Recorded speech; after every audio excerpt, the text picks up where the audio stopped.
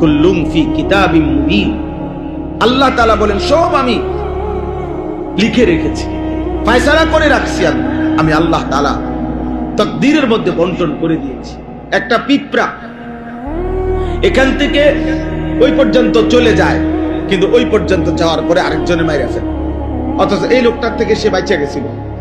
একটা মশা আমার হাত থেকে বাইচা গেছে, আমিও থাপ্পড় দিছিলাম, হয়তো আমি মারতে পারি নাই, কিন্তু এরপরের জন ঠিকই থাপ্পড় দিয়া মশাটা মেরে ফেলছে। বোঝা গেল তার রিজিক ওই পর্যন্ত ছিল, তার হায়াত ওই পর্যন্ত ছিল। তো এই জন্য একটা বিষয় আমাদের প্রথম বোঝা, আমি যে আয়াতগুলো পড়ছি এই আয়াতগুলো কোরআনুল কারীমের 12 নম্বর পারা 11 নম্বর সূরা, সূরা হুদ। এই সূরার 8, 9, 10, 11 চারটি আয়াত আমি তেলাওয়াত করেছি। এই অল্প একটু সময় আপনাদের সামনে এই আয়াতের তর্জমা বলতে চাচ্ছিলাম। তো এখানে একটা জিনিস আল্লাহ তাআলা একজন ঈমানদার আর একজন বেঈমান নাফরমানের জীবনের একটা পার্থক্য তুলে ধরছেন। ঈমানদারের জীবন কেমন হয় আর বেঈমান নাফরমান পাপীর জীবন কেমন হয়, আল্লাহ তাআলা এটা বুঝাইছেন এইখানে এই 4 আয়াত। এই একটু মনোযোগ দিয়ে শুনেন, তাইলেই বুঝবেন যে আমার জীবন আপনার জীবন কেমন চলতেছে। এখানে আল্লাহ তাআলা এটা বুঝাইছেন আমাদের জীবনের দুইটা অংশ। আমাদের জীবনে কখনো সুখ আসে, আমাদের জীবনে কখনো দুঃখ আসে। সুখ এবং দুঃখ এই দুইয়ের সংমিশ্রণেই আমাদের জীবন। এটা একদম অটোমেটিক আল্লাহর কুদরতি ফয়সালা যে দুনিয়ার হায়াতে একেবারে পূর্ণ হায়াত সুখ এটাও মিলবে না, আবার পূর্ণ হায়াত দুঃখ এটাও কি হবে না, হবে না। সুখ আর দুঃখের মিশ্রণ। কখনো আমার প্রত্যাশা পূরণ হয়, কখনো আমার প্রত্যাশা পূরণ হয় না। কখনো আমার চাওয়া পাওয়া পূরণ হয়, কখনো আমার চাওয়া পাওয়া পূরণ হয় না। কখনো ভালো লাগে, কখনো ভালো লাগে না। কখনো আনন্দ, কখনো বেদনা। কখনো সুখ, কখনো দুঃখ। কখনো হাসি, কখনো বিষণ্ণতা, কান্না। তো এর মাঝেই আমাদের জীবন, এর মধ্যেই জিন্দেগি। তো আল্লাহ তাআলা বলেন একজন বেঈমান, একজন নাফরমানের জীবন কেমন? নাফরমানের জীবন হলো যখনই সে অনেকদিন আরামে ছিল, যখনই তার উপরে কোনো বিপদ, মুসিবত, পেরেশানি সুখের পরে আসে, সাথে সাথে সে দুইটা কাজ করে। 1 নাম্বার হলো হতাশ হয়ে পড়ে, 2 নাম্বার হলো আল্লাহ তাআলার অকৃতজ্ঞতা জ্ঞাপন। অকৃতজ্ঞ, আল্লাহ তাআলার নাফরমানি করে, আল্লাহ তাআলার নাফরমানি করে। আবার যখন একটি নির্দিষ্ট সময় পরে তার দুঃখ পেরেশানি দূর হয়ে যায়, সুখ স্বাচ্ছন্দ্য সচ্ছলতা আবার ফিরে আসে, তো আবার পুনরায় এবার বলে একটা পেরেশানিতে আসিলাম, একটা বিপদে আসিলাম, বিপদ আপদ সব কাইটা গেছে, হ্যাঁ এখন আর কোনো সমস্যা, এখন আর কোনো সমস্যা। এবার সে অহংকারী হয়ে যায়, এবার সে গর্বকারী হয়ে যায়, এবার আনন্দে আত্মহারা হইয়া আবার নাফরমানির মধ্যে লিপ্ত থাকে।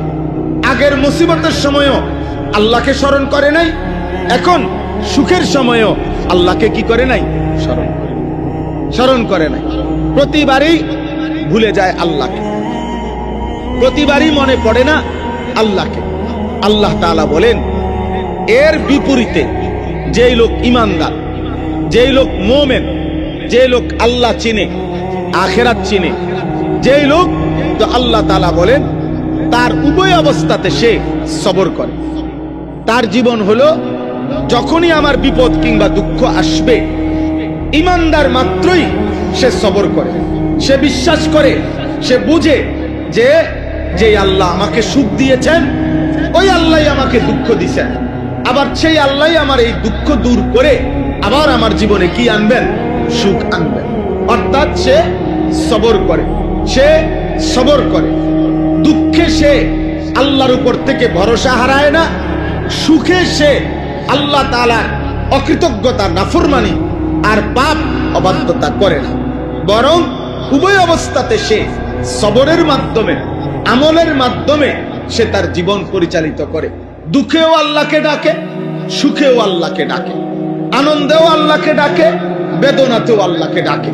সর্বাবস্থায় আল্লাহ তাআলা বলেন, আমি ওয়াদা দিলাম আমার এমন ইমানদার বান্দার পুরা জিন্দেগীর গুনাহ আমি মাফ করে দেব এবং শ্রেষ্ঠতম বিনিময় জান্নাত তাকে দিয়ে দেব, জান্নাত তাকে দিয়ে দেব। আর ওই যে নাফরমান, যেই নাফরমান প্রতিনিয়ত সে মনে করে হায়াত আল্লাহকে ভুলে যায়, যে এই বেঈমান, এই নাফরমান, এই পাপীর জীবন হইল সে সারাক্ষণ সুখ কামনা করে। তার কথা হইল 24 ঘন্টা পুরা হায়াত সুখ, আনন্দ, উল্লাস আমার প্রাপ্য, আমার প্রাপ্য এটা। এজন্য যখনই বিপদগ্রস্ত হয়, পেরেশানিতে পড়ে, অভাবে পড়ে, দুঃখ এবং যন্ত্রণায় পড়ে, তখনই সে হতাশ হয়ে পড়ে। সবে তো ঠিক আছিল, কি থেকে কি হইল, হ্যাঁ আমার কপালে নি এত গজব, আমার কপালে নি এত মুসিবত, আরে খোদা আর বুঝি মানুষ দেখলা না, এই ইত্যাদি ইত্যাদি। অর্থাৎ হতাশ হয়ে গেছে, আল্লাহর নাফরমানি করে ফেলছে। আল্লাহর নাম, আল্লাহর প্রতি যাহা গত এতদিন যাবৎ সুখে ছিলাম, আমি এতদিন সুস্থ ছিলাম, সেটা আমার আল্লাহ দিছেন। আজ মুসিবত আমার আল্লাহই দিছেন। তো আমার মনে রাখা দরকার ছিল কাকে? আল্লাহকে। আল্লাহকে অপেক্ষা করা দরকার ছিল আল্লাহর রহমতের, আশা করা দরকার ছিল আল্লাহর রহমতের। আল্লাহ বলেন বেঈমান এটা করতে পারে না, নাফরমান এটা করতে পারে না। নাফরমান দুঃখে হতাশ হয়ে যায়, সুখে অহংকারী হয়ে যায়। নাফরমান দুঃখে আল্লাহকে ভুলে যায়, আর সুখে আত্ম অহমিকায়, খুশি আর আনন্দে আর ফুর্তিতে আল্লাহর নাফরমানি। আজকে যুবক ছেলেগুলো নামাজ পড়ে না কেন? সুস্থ যে, সুস্থ যে সে, হ্যাঁ 24 ঘন্টা দিবানিশি মোবাইলে অস্থির ছবি নর্তকী দেখে কেন? সুস্থ যে সে, তার যৌবনের চাহিদা আল্লাহ তাআলা যে এখনো ঠিক রাখছেন, আল্লাহ যে এখনো ঠিক রাখছেন। আবার যখন বিপদে পড়ে অসংখ্য অসংখ্য নাফরমান হতাশ হইয়া এমনও আছে এক পর্যায়ে আত্মহত্যা করে, আত্মহত্যা করে। অর্থাৎ এত দুঃখ, এত বেদনা, এত অস্থিরতা আর সহ্য হয় না, আর সহ্য হয় না। তাইলে উভয়টাই নাফরমানির কারণ। না তো ইমানদার যদি হইতো, সে সুখের সময়ও আল্লাহকে মনে রাখতো, দুঃখের সময়ও কাকে মনে রাখতো? আল্লাহকে। হযরত আইয়ুব আলাইহিস সালাম, আমরা জানি ওনার নাম, একজন নবী ছিলেন। আল্লাহ কোরআনুল কারীমে ওনার নাম উল্লেখ করছে, নি'মাল আবদু। আল্লাহ বলছে আমার বান্দাদের মধ্য থেকে বড় উত্তম বান্দা আইয়ুব। আইয়ুব কেন? কিতাবের মধ্যে আছে 12 বছর কিংবা 18 বছর তিনি রোগাক্রান্ত ছিলেন। দুইটা বর্ণনা, হয় 12 বছর নয়তো 18 বছর। তো 12 বছর কিংবা 18 বছর একটানা রোগাক্রান্ত, মারাত্মক অসুস্থ ছিলেন, শারীরিকভাবে ভীষণ রোগ ছিল ওনার। তো 18 বছর পরে বা 12 বছর পরে আল্লাহ তাআলা ওনাকে সুস্থ করে দিয়েছেন। সুবহানাল্লাহ। সুস্থ হওয়ার পরে হযরত আইয়ুব আলাইহিস সালাম কিতাবে আছে, একদিন আল্লাহকে জিজ্ঞেস করছিলেন যে আয় আল্লাহ, গত 18 বছর, 12 বছর বা 18 বছর আপনি আমাকে এই যে দুঃখ, কষ্ট, পেরেশানিতে, অসুখে আর রোগে কেন রাখলেন? আমার এমনি জানার ইচ্ছা আপনার কাছে, আপনি আমারে অসুস্থ বানায় রাখলেন কেন এত লম্বা সময়? আপনি কেন করলেন? তো আল্লাহ তাআলা বললেন, আইয়ুব শুনো, অসুস্থ হওয়ার আগে 70 বছর তুমি সুখে ছিলা, সুস্থ ছিলা। আমি আল্লাহ তাআলা তখনও দেখছি এই সুস্থ থাকার 70 বছরে তুমি আমাকে ডাকছো, আমার বন্দিগি, আমার আনুগত্য তুমি করেছ, আমার কোনো অভিযোগ নাই তোমার ব্যাপারে। কিন্তু আমি আল্লাহ তাআলা এরপরেও 18 বছর তোমাকে দুঃখ আর সুখে, বিপদে আর মুসিবতে পরীক্ষা করছি। তবে আমি আল্লাহ তাআলা দেখছি এই 18 বছরেও তুমি আমাকে আগের 70 বছরের মতোই আমারে ডাকছো। আমার ইবাদত, আমার জিকির, আমার নাম, আমার তাসবিহ তুমি পড়েছ, আমি এই অসুস্থ অবস্থাতেও তুমি আমারে ডাকছো, তাইলে এই অসুস্থ অবস্থাতেও তোমার ব্যাপারে আমার কোনো অভিযোগ নাই, সুখের সময়েরও অভিযোগ নাই, তাইলে রোগ দিলাম কেন? আল্লাহ তাআলা বললেন, আইয়ুব, আমি দেখতে চাইছিলাম যে সুখের সময়ে আমাকে তুমি ডাকো আর দুঃখের তুমি ডাকো, কোন সময় এই ডাকে, কোন ডাকে মায়া লাগে বেশি, আমি এটা দেখতে চাইছিলাম। তো আল্লাহ তাআলা বলেন, আইয়ুব, আমি আল্লাহর জাতের কসম, 70 বছর সুখের সময় আমাকে ডাকছো তুমি যে পরিমাণ, আর এই 18 বছর দুঃখ আর অসুস্থতার যন্ত্রণার সময় তুমি যে আমাকে ডাকছো, আমি আল্লাহর কাছে এই ডাকে মজা লাগছে বেশি, আমি আল্লাহর কাছে ভালো লাগছে বেশি। আমি দুঃখের ডাকে মজা পাইছি, বিপদের ডাকে, অভাবের ডাকে, কষ্ট আর যন্ত্রণার ডাকে আমি মজা পাইছি বেশি, আমি মজা পাইছি বেশি।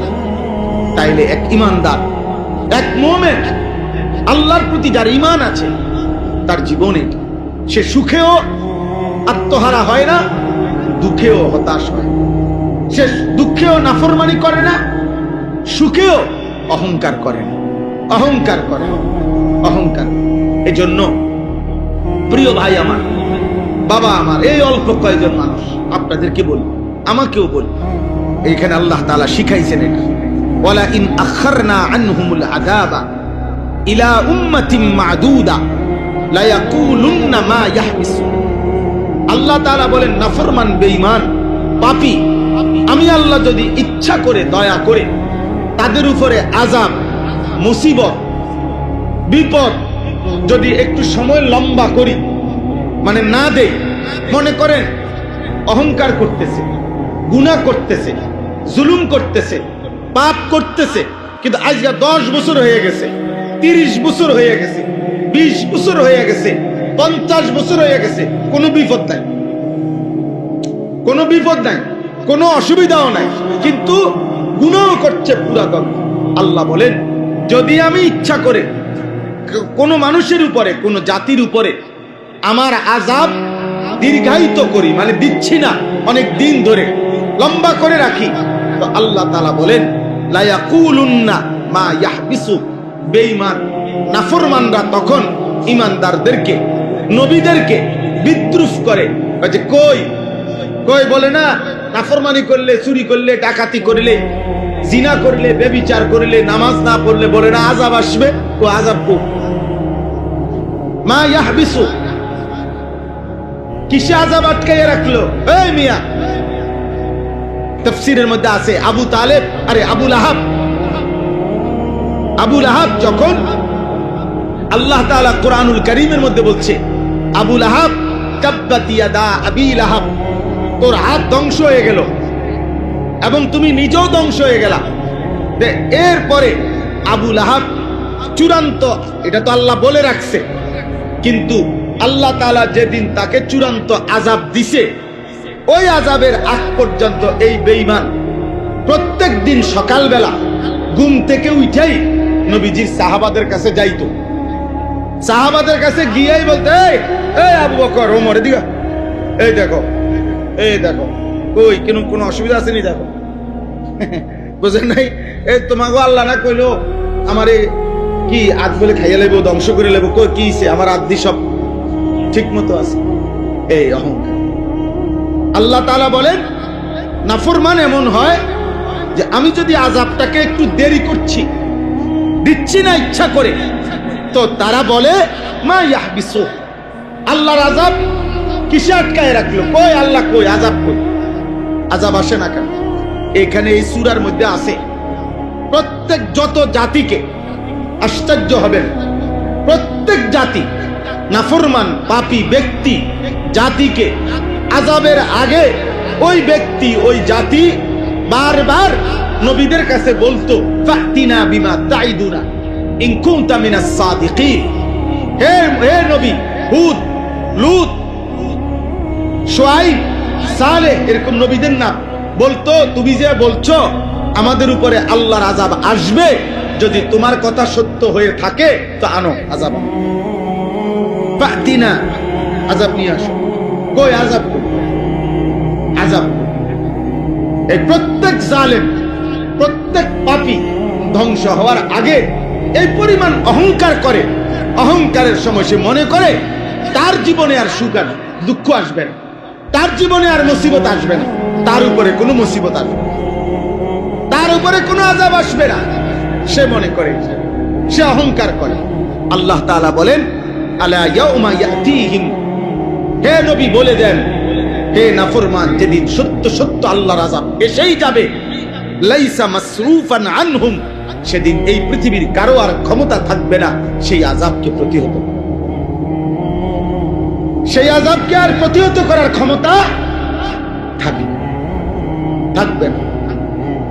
হ্যাঁ, কুরআনুল কারীমের মধ্যে আল্লাহ তাআলা বলেন ইন্না আযাবা রাব্বিকা লাওয়াকি' লাইসা লাহু মিন দাফি', নিশ্চয় আল্লাহর আযাব আসবেই আসবে, লাইসা লাহু দাফি', আল্লাহ বলেন আল্লাহর আযাব যেদিন আসবেই সেদিন আর কেউ থাকবে না যে তাকে প্রতিহত। লিল কাফিরিনা লাইসা লাহু দাফি', আল্লাহ বলে বেঈমান পাপী কাফের নাফরমানের জন্য আমার আযাব আসবেই আসবে, লাইসা লাহু দাফি', ওই আযাব প্রতিহত করার কেউ থাকবে। ফিরআউনের উপরে যখন আযাব আসছে তো এবার আর কেউ ঠেকাইতে পারছে? নমরুদের উপরে যখন আযাব আসছে তো এবার আর কেউ ঠেকাইতে পারছে? কারুনের উপরে যখন আযাব আসছে তো এবার আর কেউ ঠেকাইতে পারছে? নূহ আলাইহিস সালামের কওমকে যখন আল্লাহ তাআলা পানিতে ডুবাইয়া ফেলছে এবার আর কেউ থামাইতে পারছে? হ্যাঁ, হযরতে শুআয়ব আলাইহিস সালাম, সালেহ আলাইহিস সালাম, হুদ আলাইহিস সালাম, লূত আলাইহিস সালাম, উনাদের কওমকে আল্লাহ তাআলা আযাব দিয়ে ধ্বংস করছেন। কোরআনে আল্লাহ বলেন, এই সূরাতে আছে ফাসবাহু ফি দারিহিম জাসিমিন, এই নাফরমান জাতি তারা প্রত্যেকে তাদের ঘরের মধ্যে উপুর হইয়া ময়রা পড়েছিল। একটা কোলের বাচ্চা, দুধের বাচ্চা, পেটের বাচ্চা, একটা নারী, একটা পুরুষ আল্লাহর আযাব থেকে বাঁচে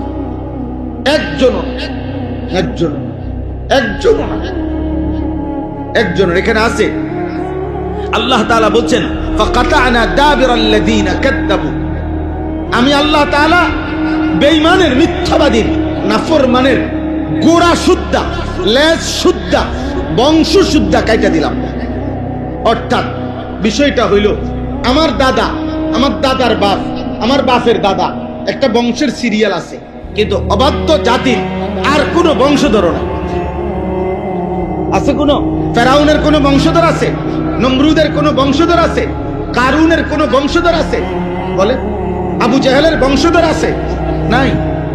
অথচ আরব দেশের মানুষ তাদের বংশের ধারা সংরক্ষণ করা, এটা আরবের একটা ঐতিহ্য। এখনো আরব দেশের মানুষ যুগ যুগ ধরে তাদের অভ্যাস ছিল, এখনো আছে, তারা তাদের পূর্বপুরুষের বংশের ধারা এটা লিখিত রাখে, তাদের কাছে ডকুমেন্টস আছে। তাদের 32 পুরুষ আগে কে ছিল নাম এটা তারা বলতে পারে। 30 পুরুষ আগে, মনে করেন আজ থেকে 500 বছর আগে, 700 বছর আগে তাদের পূর্বপুরুষ কে ছিলেন তারা এটা বলতে পারে, এখনো বলতে পারে তারা। কিন্তু আবু জেহেল, আবু লাহাব, এইসব বেঈমানের বংশধারা আর পৃথিবীতে নেই। ইন্না শানিআকা হুয়াল আবতার, আল্লাহ বলছে বন্ধু, নিশ্চয়ই যারা আপনার নিন্দা করে, আপনি রাসূলকে বিদ্রুপ করে, আমি আল্লাহ বললাম একদিন তারাই নির্বংশ। আবতার মানে নির্বংশ। নবীজির ছেলেরা যখন সবাই মারা গেছে, তখন মক্কার কাফেররা বলছিল মুহাম্মদের একটা ছেলেও বাঁচে নাই, অতএব যার ফুট বাঁচে না তারে আটখুরা কয়, নির্বংশ কয়। হ্যাঁ, আর কি কয়? হ্যাঁ, আবতার, গ্রাম্য ভাষায় বলে। তো এই তারা বলতে লাগলো যে মুহাম্মদের আর বংশ নির্বংশ। আল্লাহ তাআলা বলছে না বন্ধু, আপনার বংশ নির্বংশ না, বরং বেঈমানের বংশই নির্বংশ, নাফরমানের বংশই মূলত কি হবে? নির্বংশ। তো আল্লাহ তাআলা এখানে বলেন ওয়াহাকা বিহিম মা কানু বিহি ইস্তাহজিউন, যেই আযাব নিয়ে ঠাট্টা করতেছিল নাফরমানরা, একদিন ওই আযাবই তাদের সকলকে ঘিরে ধরবে। ওয়াহাকা মানে হলো ঘিরে ধরবে, ঘিরে ধরবে, একদিন ঘিরে ধরবে। সেদিন ওই আযাব থেকে নেতা কিংবা কর্মী, বড় কিংবা ছোট, পুরুষ কিংবা নারী, জওয়ান কিংবা বৃদ্ধ, কেউ আর বাঁচবে না। এরপর আল্লাহ বলেন ওয়ালা ইন আযাকনাল ইনসানা মিন্না রাহমাতান সুম্মা নাযা'না মিন। এ আল্লাহ বলেন নাফরমান পাপী মানুষের অভ্যাস কেমন। আল্লাহ বলেন দীর্ঘদিন যাবত আমি তাকে দয়া মায়া করতেছিলাম, খাওয়াইতেছি, পড়াইতেছি, রিজিক দিচ্ছি, সব ঠিক দিতেছি, কিন্তু যখনই সুম্মা নাযা'না মিনহু, আমি যদি তার থেকে ওই সুখ, শান্তি, নিরাপত্তা কিছুদিনের জন্য ছিনায় নেই, বিরত রাখি, তো ইন্নাহু লায়াকুসুন কাফুর, সাথে সাথে সে আমি আল্লাহর থেকে হতাশ হয়ে যায়, আমি আল্লাহর নাফরমানি শুরু করি, নাফরমানি শুরু। আরে ফেরেশানির তো মিয়া শেষ নাই, কি আল্লাহর ডাক, ফেরেশানির শেষ নাই, বুঝেন? একজন হয়তো দিনদার কইছে যে আল্লাহরে ডাকো, আরে থুন মিয়া আপনার গো হুজুর আর কোনো কাম নাই, বইয়া বইয়া এই সব সময় আমার এত বড় বিপদ যায়, এবার কয় আল্লাহরে ডাক। নাউজুবিল্লাহ, মানে কি হতাশ, মাথা চোখে মুখে আন্দার দেখে, একেবারেই এলোমেলো হয়ে গেছে, সাজানো মনে হয় যেন সব। এখানে আছে কোরআনে সূরা কাহাফের মধ্যে এক অহংকারী বাগান মালিক, সে আল্লাহকে ডাকতো না, শিরিক করতো আল্লাহর সাথে। তো তার প্রতিবেশী ছিল একজন গরিব ইমানদার মানুষ, একদম গরিব।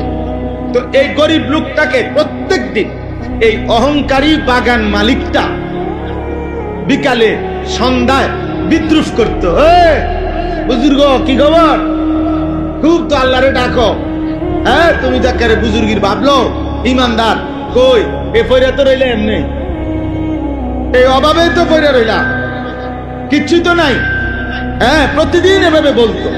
তখন এই কোরআনে আছে ওই নেককার মানুষটা যদিও সে গরিব ছিল, তার প্রতিবেশী পাশের ক্ষেতওয়ালা, তো উনি বলতো ভাই তুমি অহংকার না করে তোমার, তো এজন্য বললাম এ করতো কি, তো সন্ধ্যাবেলা এর বিদ্রুপ করত, আর উনি বলতো তোমার উচিত আল্লাহকে ডাকা, আল্লাহকে ডাকা, যে হে বাগান মালিক আল্লাহর নাফরমানি করো না, অহংকার করো না, অহংকার করো না, এটা বলতো তাকে।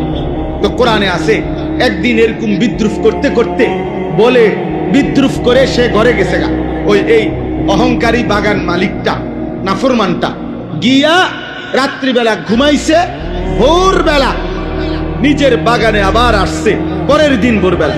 আল্লাহ কোরআনুল কারীমে বলেন এই শেষ রাত্রে আল্লাহ ওই বাগানের উপরে আযাব দিয়া সমস্ত গাছ এইভাবে উপড়াইয়া ফেলছে, একেবারে বাগান সমান করে ফেলেছে। এইবার সকালবেলা ফাসবাহা ইউকাল্লিবু কাফাইহি, আল্লাহ তাআলা বলেন ভোরবেলা এই নাফরমান আইসে এবার এইরকম আহা আহা কি করলাম, আহা কি করলাম, নিজের হাতকে এরকম মুসরানো শুরু করছে, আর বলতে লাগছে ইয়া লাইতানি লাম উশরিক বিরব্বি আহাদা, আহা আহা আমার মন্দ কপাল, আমি যদি আল্লাহর সাথে শিরিক না করতাম, বরং যদি আল্লাহকে ডাকতাম, যদি আল্লাহকে ডাকতাম, আজ আমার এত বড় মুসিবত হইতো না, আর মুসিবত হইতো না। তো আল্লাহ তাআলা বলেন এই বান্দা যখন সুখে থাকে তখন অহংকারী হয়ে যায়, বান্দা যখন দুঃখে থাকে হতাশ হয়ে আমি আল্লাহকে ভুলে যাই।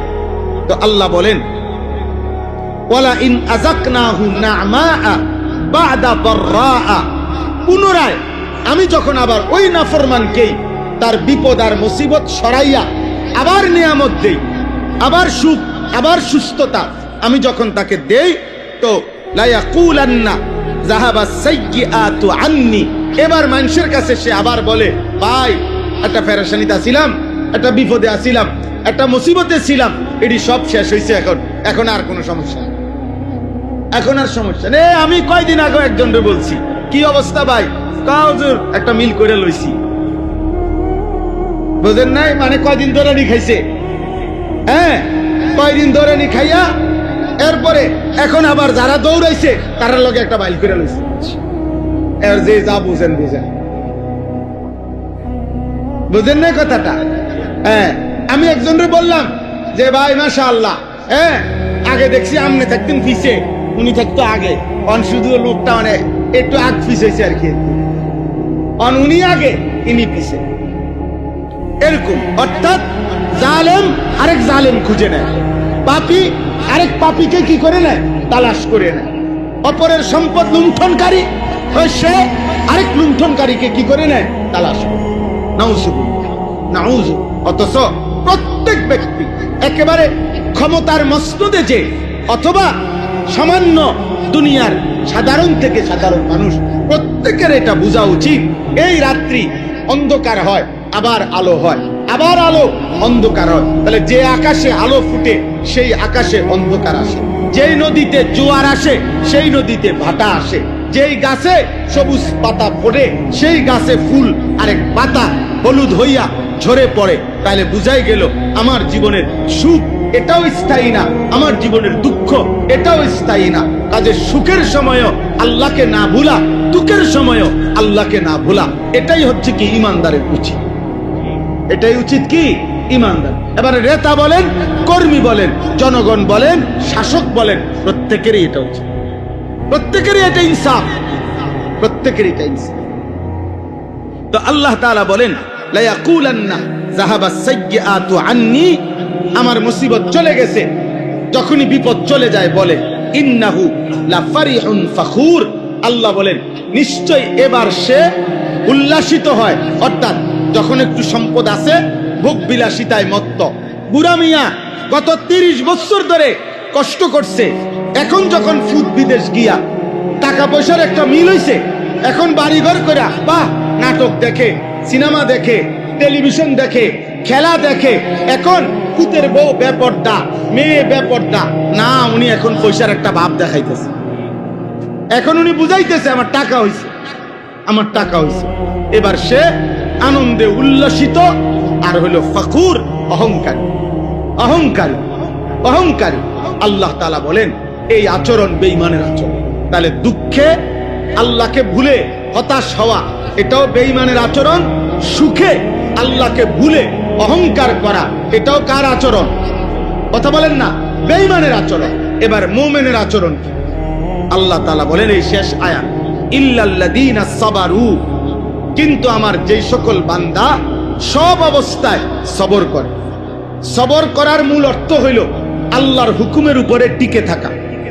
আমরা স্বাভাবিকভাবে সবর বলতে বুঝি ধৈর্য ধরা, এটাও অর্থ ঠিক আছে, কিন্তু তাফসীরের ভাষায়, আরবি ভাষার মূল অর্থ হলো সবরের, তাফসীরের ভাষায়, পরিভাষায় আল্লাহ তাআলার হুকুমের উপরে মজবুত থাকা, এটাকে বলে সবর। অর্থাৎ আল্লাহর হুকুমের উপরে আমি গুনাহ করব না, আল্লাহর আদেশও আমি কি ছাড়ব না, এটাকে বলে সবর।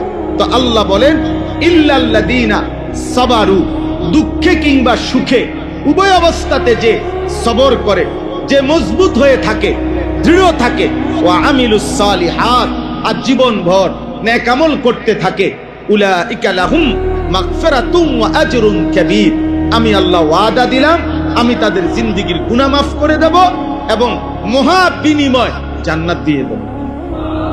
এই 4 আয়াতের অর্থ শেষ, তরজমা শেষ। এখন আসেন আমি আপনাদের কাছে এই কথাই আমার শেষ কথা, আমরা যেন সুখে কিংবা দুঃখে, আল্লাহ তাআলা ছেলে দিছেন, আল্লাহ মেয়ে দিছেন, আল্লাহ অর্থ দিছেন, আল্লাহ স্ত্রী দিছেন, আল্লাহ ঘর দিয়েছেন, সুস্থতা দিয়েছেন, সম্পদ দিয়েছেন, কোন অবস্থাতেই একজন ইমানদার যদি হই আল্লাহকে না বলি, আবার মুসিবত আসবে, আবার বিপদ আসবে, কখনো সুস্থ কখনো অসুস্থ, কখনো আনন্দ কখনো বেদনা, কখনো সুখ কখনো দুঃখ, কখনো রোদ কখনো বৃষ্টি, কখনো আলো কখনো অন্ধকার, কিন্তু উভয় অবস্থাতেই ডাকতে হবে কাকে? আল্লাহকে ডাকতে। আজকে তোমরা এই কয়জন ছেলে, প্রিয় ছেলে, তোমরা অনেক ছেলে বুঝো না, এক একজনের চুল দেখলে, চেহারা দেখলে মানুষ না হাইওয়ান তাও মনে হয়, বোঝা যায়, মানুষ না আফ্রিকার জানোয়ার তাও বোঝা যায়। কেন এমন করে? কারে দেখাইতে করে? পাগল না মাতাল না তার সিরা? কিছুই জানেন, কিছুই জানেন। মুসলমানের ঘরে জন্ম নিয়া মুসলমান, কিন্তু এক ওয়াক্ত নামাজ পড়ে না। আহা নাফরমান, কোথায় যাচ্ছ? কই যাচ্ছ? আল্লাহকে ছেড়ে যাচ্ছ কোথায়? আর আল্লাহকে ছেড়ে আল্লাহ থেকে শেষ পর্যন্ত বাঁচতে পারবা কিনা? আল্লাহ তাআলা কোরআনে এই কথাটা সব অনেকবার বলছে, বান্দা বলো, শোনো, মানো বা না মানো, আমার কাছেই তো আসতে হবে, আমার কাছে ফিরতে হবে, আল্লাহর কাছে ফিরতে হবে, লাভ তো নাই, অন্যদিকে গিয়ে তো লাভ নাই। এই জন্য ছেলেরা, বাবা আপনাদেরকে আজকের এই ছোট্ট আয়োজন, এই মাদ্রাসা আমাদের প্রিয় ছাত্র মাওলানা আশরাফ খুব ফিকির করে, মাশাআল্লাহ, অনেক চেষ্টা করে, সব সময় আমার সাথে যোগাযোগ করে, আমার মাদ্রাসায় নিয়মিত যায়, আগের থেকে আমাদের ছাত্র সে। তো আলহামদুলিল্লাহ মাদ্রাসা আগাইতেছে। যখন শুরু ছিল তখন কম ছাত্র ছিল, এখন ছাত্র বাড়ছে। আমার কথা হইল উভয় অবস্থাতে আল্লাহর শুকর আদায় করতে হবে, আল্লাহকেই মনে রাখতে হবে, গুনাহ যেন না হয়, পাপ যেন না হয়, মানুষের সম্পদের এবং সন্তানের হক যেন নষ্ট না হয়। আল্লাহ তাআলা তৌফিক দান করেন। এবং যে ছেলেদেরকে আজকে সবক দেওয়া হলো, আল্লাহ তাদেরকে হাফিজ আলেম হিসাবে কবুল করে নেন। তোমরা যারা ছেলেরা, বাবা তোমাদের কাছে আমার অনুরোধ, যাদের জীবনে নামাজ নাই, সারাদিন মোবাইল একটা নিয়ে টুকটুক করে ছাগলের মতো যারা ঘোরো, আব্বা এটা মাতাল জিন্দিগি। বাবা মনে রাখো, তুমি কমপক্ষে যারা পরিমাণ বিবেক যদি থাকে, এই মোবাইল নিয়া এই চুল্লা যারা পথে পথে হাঁটো, তোমার যদি যারা বিবেক থাকে, তুমি একটু ডানে বামে তাকাইও যে মানুষে তোমারে নিয়ে কি মন্তব্য করে, মানুষ তোমার, অথবা তুমি আড়ালে গোপনে একটু জিগাইও বা শুইনো, মানুষে তোমারে কি ভাবে, মানুষ তাকে কি ভাবে। বাবা মা কি মনে করে, আপন সন্তান নিয়ে বাপ পর্যন্ত বিরক্ত, আপন সন্তান নিয়ে মা পর্যন্ত গুনাহ, তারে বাপ নারী ছবি, মোবাইলের অস্থির দৃশ্য তার এমন কুত্তা বানাইছে, এই কুত্তার ভয়ে এখন মা পর্যন্ত পেরেশান, বাবা পর্যন্ত পেরেশান। বাবে মার কাছে বলে, তারে যেমনে পারো বাইতে বাইর করো, বাইতে বাইর করো, কোন সময় কি কইরা বইয়ে, মান সম্মান সব তো এমনি গেছে গেছে, আরো ডুবাইবো, বাইর করো, তারে আলগা করো। আফসোসের ব্যাপার বাবা, এই জীবন লানতের জীবন, অভিশপ্ত জীবন, যে জীবনে তোমার এই সমাজ, আখেরাত তো নাই। আরে বেটা নাফরমান, আখেরাত তো নাই, দুনিয়াও তো তোরে কেউ পছন্দ, তোর দিকে তো ফিরা, বেনামাজির দিকে কেউ থুতুও মারে না, থুতুও মারে না, বলে না কত বড় জনের, কত জনের আপনার মানুষে পাপি, অথচ মানুষের স্যালুট দেয় না, না টাকাকে স্যালুট দেয়, মানুষকে দেয় না, টাকাকে ক্ষমতাকে স্যালুট দেয়। টাকা না থাকলে, ক্ষমতা না থাকলে এই লোকের আবার 2 পয়সার মূল্য থাকে, তাহলে ওইটা তো টাকারে না দিল স্যালুট, মানুষকে কই দিল। পাপীকে মানুষ ঘৃণাই করে, নাফরমানকে মানুষ ঘৃণাই করে, চরিত্রহীনকে মানুষ ঘৃণাই করে। এজন্য আল্লাহর নাফরমানি না করে। আর দুঃখ কিংবা সুখ, আনন্দ কিংবা বেদনা, সব অবস্থায় কাকে মনে রাখা, আল্লাহকে মনে রাখা, আল্লাহর ইবাদত করতে থাকা, আল্লাহর বন্দেগী করতে থাকা। আল্লাহ তাআলা আমাদেরকে তৌফিক দান করেন। আজকের এই ইসলাহি মজলিস, মাদ্রাসার সব আয়োজন আল্লাহ যেন কবুল করে, আমিন। আপনারা বেশি বেশি দোয়া করবেন, আমরাও দোয়া করি। যে কয়জন বাবা ভাই আসছেন, জায়গা দেওয়া গেছে না ঠিক মতো, ছেলেরা বাবা তোমরাও নামাজ পড়ো আব্বা, মুসলমান হও। ওই দেখেন ব্যস্ত মোবাইল নিয়ে, মানে একটা মিনিট শয়তান নীরবে থাকতে দেয়, এটাই আমার আফসোস। বাবা আইসো না, ছেলেদেরকে বলি আফসোস আব্বা, বড় মারাত্মক। এই মোবাইল তোমাদেরকে শেষ পাগল বানায় গেল, একটা মিনিট তারে স্বস্তিতে থাকতে, রাত নাই, দিন নাই, সকাল নাই, দুপুর নাই, মা বাবা, ইজ্জত সম্মান, বংশ কিচ্ছু নাই।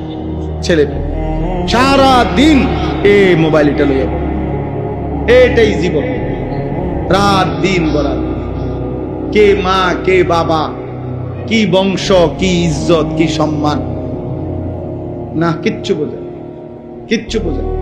এই অল্প অল্প মাদ্রাসা, কিছু পড়ালেখা, কিছু কোরআন সুন্নাহর বাতি যদি না থাকতো, তো পুরা সমাজ জাহিলিয়াত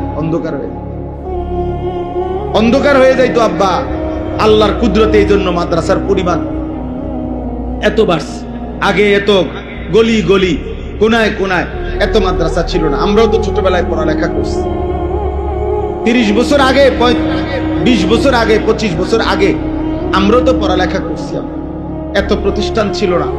এখন গুনার মাত্রা যেহেতু বেড়ে গেছে, আল্লাহ তাআলা আল্লাহর দ্বীন হেফাজতের ব্যবস্থাও আল্লাহ বাড়ায় দিয়েছে। হ্যাঁ, বাস্তবতা এটা। নাহলে এত মাদ্রাসা কেন? জায়গায় জায়গায় মাদ্রাসা, ঢাকা শহরে বিল্ডিং এ বিল্ডিং এ মাদ্রাসা। মূল কারণ এটা, নাফরমানির মাত্রা বেড়ে যাওয়াতে আল্লাহ তাআলা তার দ্বীন হেফাজতের মাত্রাও কি করে দিছে?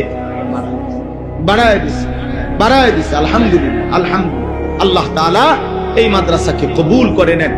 কোরআনুল কারীমের মধ্যে আল্লাহ তাআলা বলেন, এই এখানে আছে নবী সাল্লাল্লাহু আলাইহি ওয়াসাল্লামকে আল্লাহ তাআলা সান্ত্বনা দিবেন, ইন্নামা আনতা নাযীর।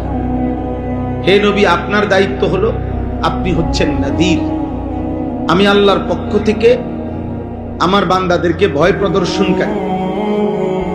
আমি আল্লাহর ভয়, জাহান্নামের ভয়, কবরের ভয়, আযাবের ভয়, এই ভয় দেখানো, নেক কাজের উৎসাহিত করা, এটাই আপনার দায়িত্ব। এবার আসলে ঠিক কয়জন পরিবর্তন হলো, কয়জন হলো না, এটা আপনার দায়িত্ব। কারণ আমি যদি আপনি জিজ্ঞেস করেন এখন যে হুজুর আপনি আজকে এত বছর ওয়াজ করেন, তো নামাজি হইছে কয়জন, না এই হিসাব দেওয়া অথবা এই হিসাব রাখা আমার দায়িত্ব। ভালো মানুষ হইছে কয়জন, আপনারা হুজুররা যে ওয়াজ করেন না, আপনি হিসাব করেন বসে বসে। আপনার আজার থাকলে, আপনি অবসর থাকলে আপনি হিসাব করেন, আমি হিসাব করবো কেন?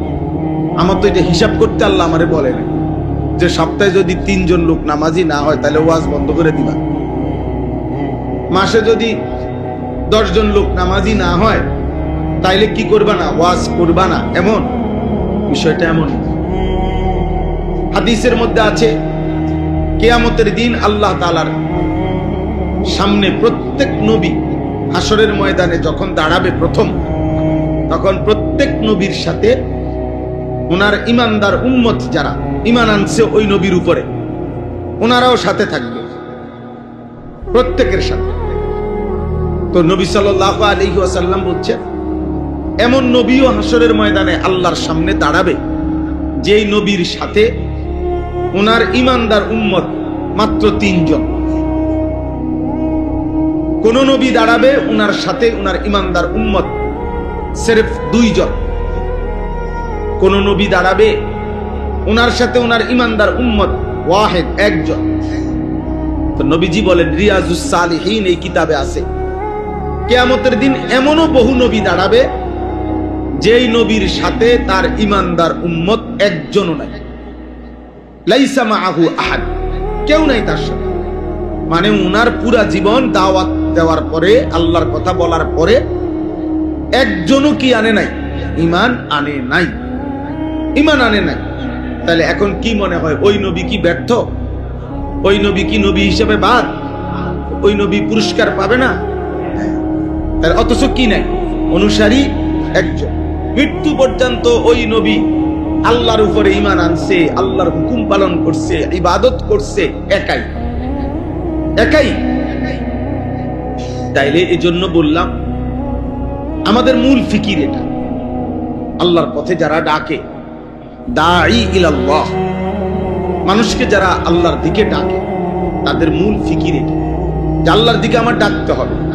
গ্রহণ করুক বা না করুক, শত্রুতা করুক আর পছন্দ করুক, আদর করুক আর গোস্বা করুক, জিদ করুক আর ভালোবাসুক, আমাকে বলতেই, আমাকে আল্লাহর কথা বলতেই, রোদ কিংবা বৃষ্টি, আলো কিংবা অন্ধকার। পরশুদিন আমি সিলেট বয়ান করছি আসরের আগে।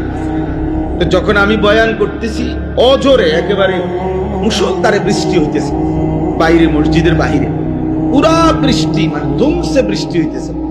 কিন্তু তখনও মসজিদে যে কয়জন অনেক মুসল্লি ছিল, ছেলেপেলে ছিল, আলহামদুলিল্লাহ আমরা আসরের টাইম পর্যন্ত বিকাল 3:30 পৌনে 4টা থেকে টানা বলে গেছে। হ্যাঁ, বৃষ্টি এটা বড় বিষয়। মসজিদের ফ্লোর ভিজে গেছে একদম, মানে ঘামে, গরমে। এই জন্য বললাম আল্লাহর কথা বলা চাই, আমাদের প্রত্যেকের দায়িত্ব। এই আজকে যদি আমরা যারা নামাজি মানুষ, যারা কিছু নামাজ রোজা করে, আল্লাহ আল্লাহ বিল্লাহ করে, ইনারাও যদি একটু একটু করে ওনাদের সাথে আশেপাশে ছেলে মেয়ে স্ত্রী সন্তান ভাই বন্ধু পড়োশি প্রতিবেশী একটু একটু যদি বলতো, তাহলে আরো নামাজি বাড়তো, আরো দিনদার বাড়তো। কিন্তু অনেক মানুষ আছে একটা শব্দ বলে না, কইয়া কারে কোনটা কইয়া কোন ফেস লাগে, তো না কোনো ফেসের দরকার নাই, ভাত খায় ঘুম যায় বাথরুমে যায় শেষ।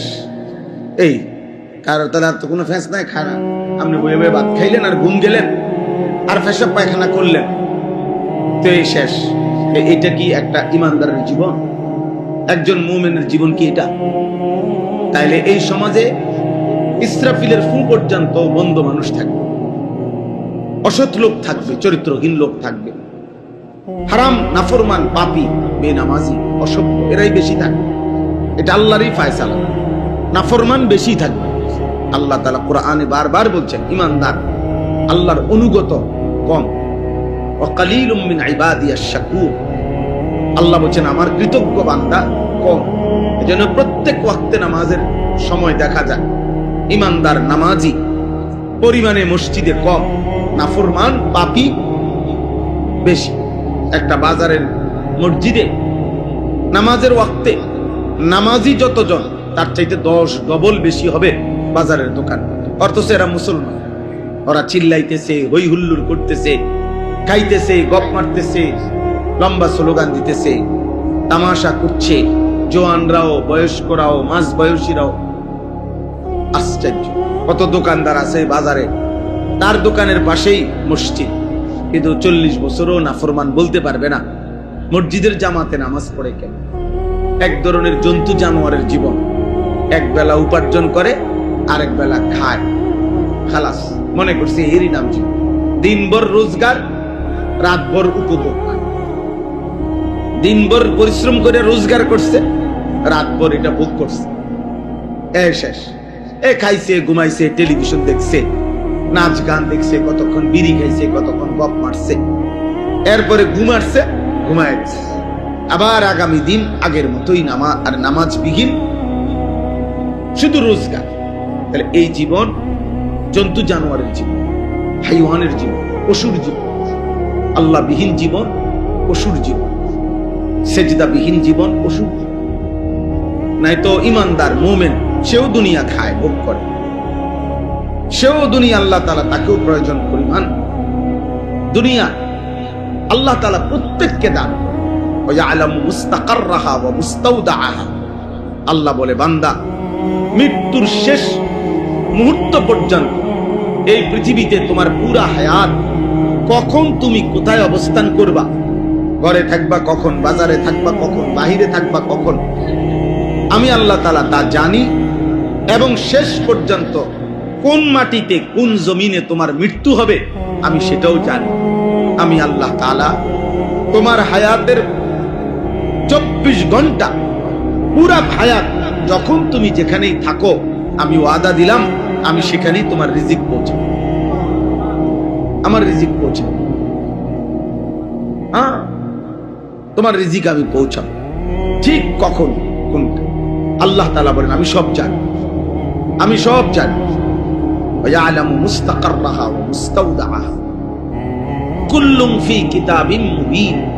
আল্লাহ তাআলা বলে শুধু জানি এমন না, বরং আমার প্রত্যেকটা মাখলুকের রিজিক, আমার প্রত্যেকটা সৃষ্টি দুনিয়াতে যে যা পাবে, একটা মানুষ, একটা গরু, একটা ছাগল, একটা পশু পাখি, একটা কীট পতঙ্গ, একটা জীব জন্তু, একটা উড়ন্ত পাখি, আল্লাহ তাআলা বলেন এই প্রত্যেকের রিজিক। রিজিক মানে কি? রিজিক মানে ভাত না, রিজিক মানে তরকারি না, রিজিক মানে হলো এক মানুষ তার দুনিয়ার হায়াতে আল্লাহর পক্ষ থেকে যা কিছু পায় সবটাকেই বলে রিজিক, সব কিছুই রিজিক। এই চন্দ্র, সূর্য, আলো, বাতাস, রোদ, বৃষ্টি, ক্ষেত, ফসল, আয়, উপার্জন, স্ত্রী, সন্তান, ছেলে মেয়ে, সুখ, শান্তি, হাসি, কান্না, সবকিছু রিজিক, সব আল্লাহর পক্ষ থেকে। আমার জীবনে আল্লাহর পক্ষ থেকে যা দুনিয়ার হায়াতে সবই রিজিক। এখন আল্লাহর পক্ষ থেকে না এমন কিছু আসেনি কারো জানা মতে? আমাদের জীবনের কোনো একটা সেকেন্ডের এমন কি আছে যেটা আমাদের আল্লাহর পক্ষ থেকে না? এটা কি আছে? কোনো কিছু এরকম না। জীবনের সব কিছুই আল্লাহর পক্ষ থেকে। তো আল্লাহ তাআলা বলেন, আমি আল্লাহ তাআলা আসমান জমিন সৃষ্টির 50,000 বছর আগে, তো আল্লাহ তাআলা বলেন